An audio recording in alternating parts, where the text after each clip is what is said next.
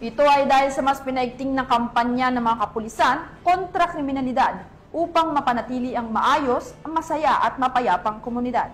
Ang balitang hatid ni Patrolwoman Mecamay Bahiwag.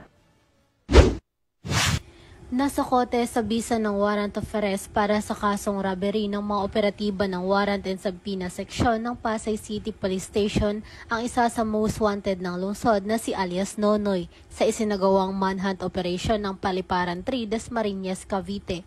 Bahagi ang operasyon sa pinaigting na Oplan Galugad kaugnay ng criminal case number R-PSY-25-00668-CR na inisyu ng Regional Trial Court Branch 113, Pasay City.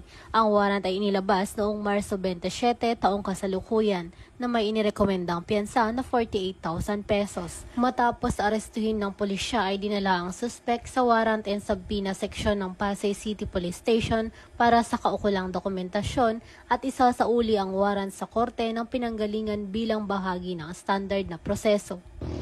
Mula dito sa Camp Bagong Diwa, ako po ang iyong PNN correspondent, Patrolwoman Mecamay Bahiwag, alagad ng batas, tagataguyod ng Balitang Pulis.